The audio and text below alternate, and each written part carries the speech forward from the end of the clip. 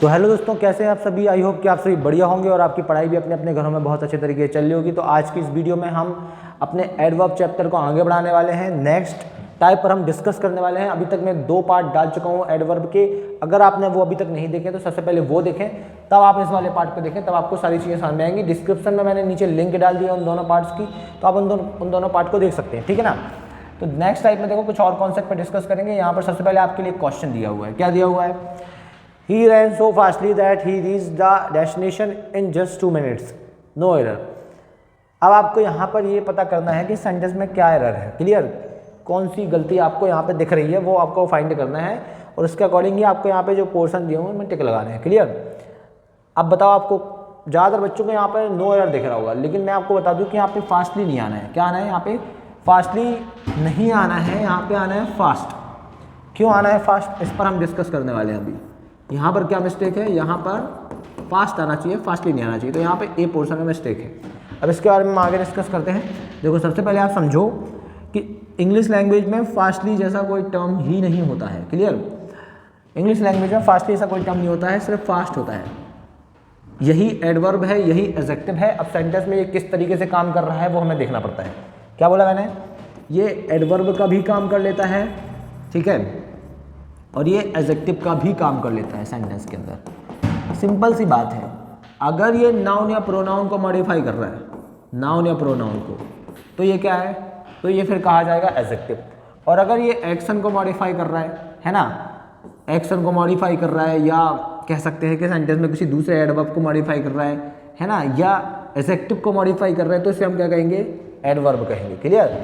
तो अभी इसके बारे में थोड़ा जानते हैं। आप इतना समझ गए होगे कि यहाँ पे फास्टली ऐसा कोई टर्म नहीं होता, फास्ट ही होता है इंग्लिश लैंग्वेज में, है ना। क्या लिखा है?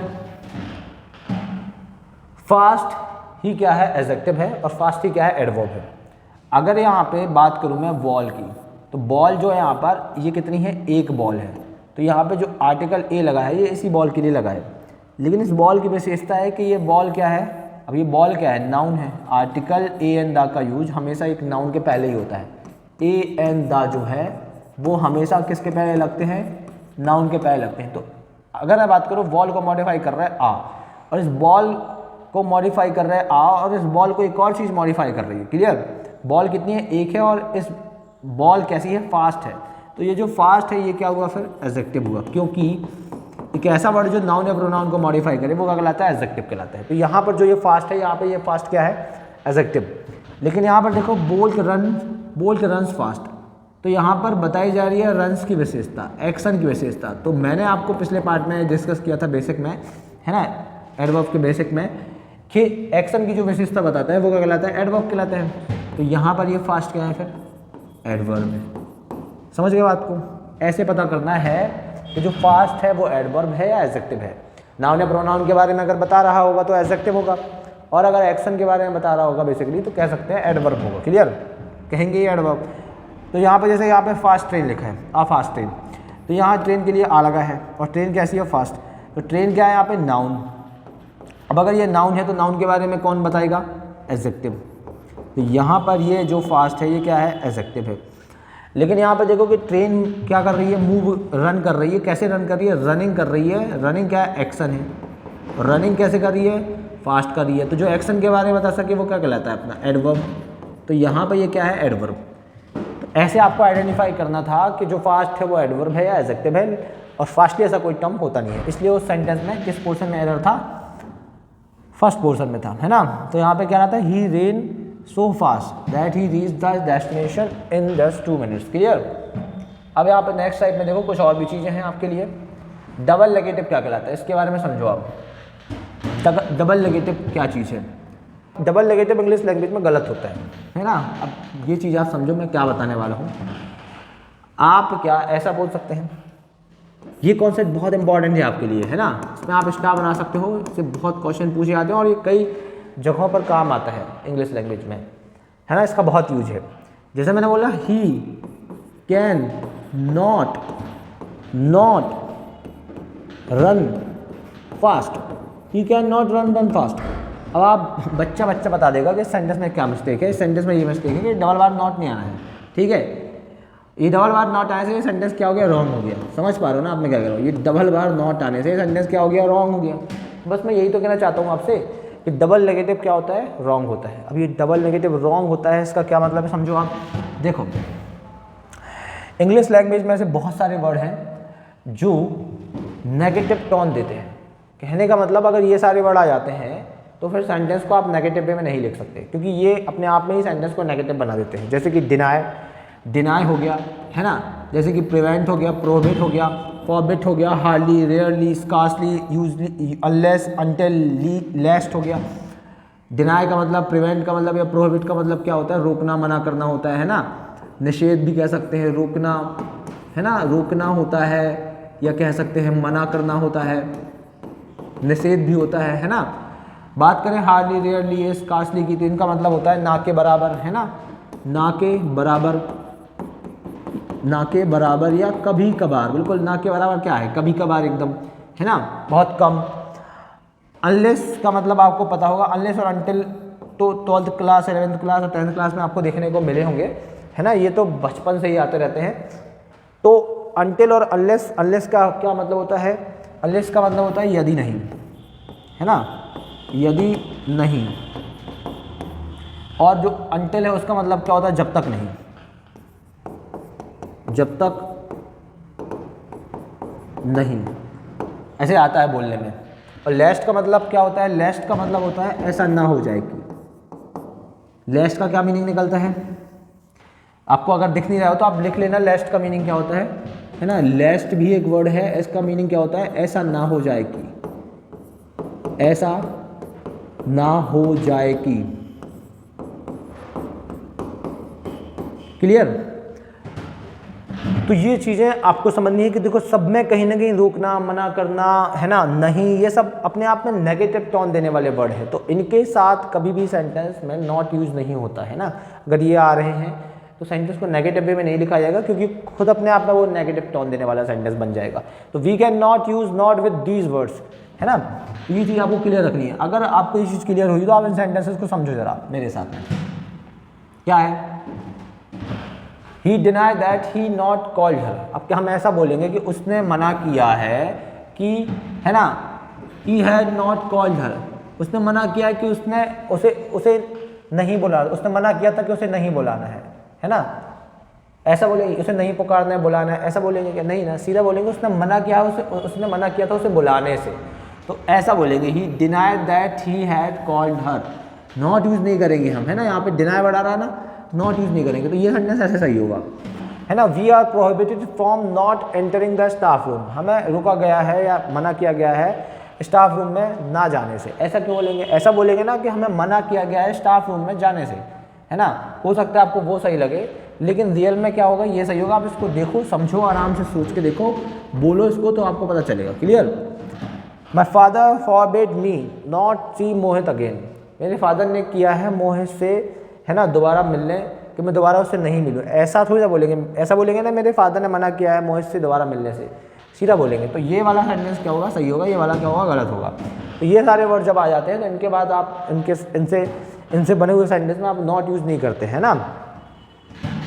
तो चीज़ों को आगे देखो आप और इन क्वेश्चंस को मेरे साथ सॉल्व करो। क्लियर।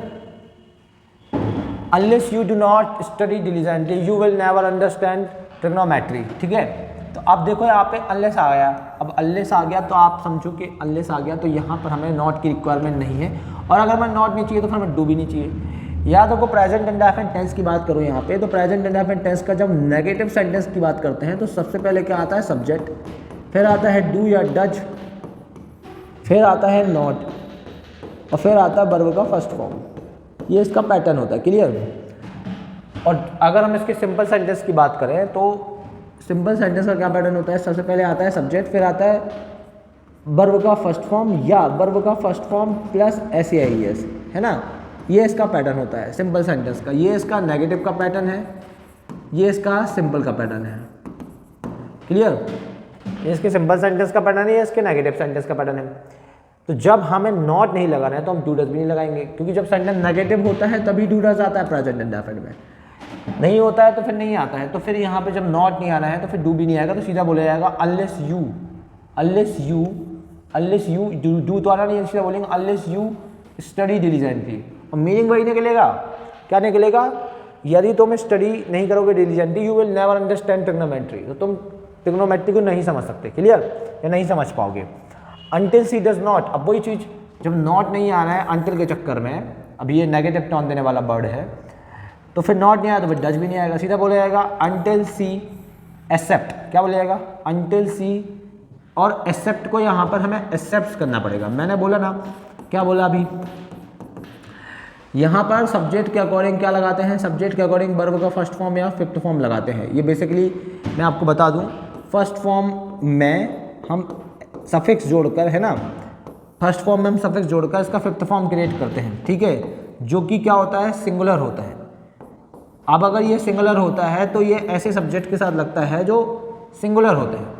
अब सिंगुलर सब्जेक्ट कौन से होते हैं, सिंगुलर सब्जेक्ट होते हैं अपने he she it name, he she it name मतलब singular number subject.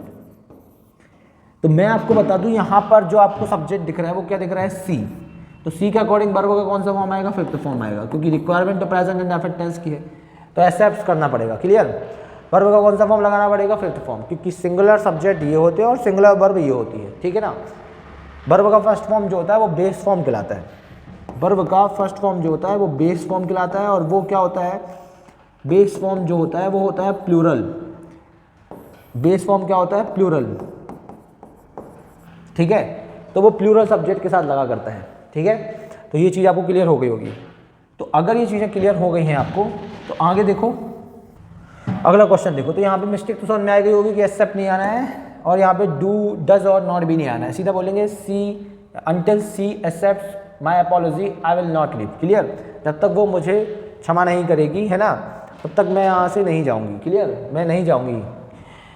If your hands are dirty don't touch your new dress lest you would not spoil it. अब आपको बता दूँ, इंग्लिश लैंग्वेज में जब भी आपको लेस्ट वर्ड मिले, है ना, तो एक तो ये नेगेटिव टोन देने वाला वर्ड होता है, तो फिर यहाँ पे हमें क्या नहीं करना है ना। अगर तुम्हारे हाथ क्या है, डर्टी हैं, ठीक है, अगर तुम्हारे हाथ क्या है, डर्टी हैं, गंदे हैं, तो don't touch your new dress, तो तुम्हें नई ड्रेस को टच नहीं करना है ना, don't touch your new dress, you लेस्ट you would not. तो देखो यहाँ पर आगे वाले नॉट में आप मत समझना गलती, तो वो तो सही लिखा है, हमें इसके बाद देखना है लेस्ट वर्ड के बाद, लेस्ट वर्ड्स के बाद जो सेंटेंस दिया, इन सारे वर्ड्स के बाद अगर सेंटेंस नेगेटिव वे में लिखा जा रहा है तो गलत होता है ना।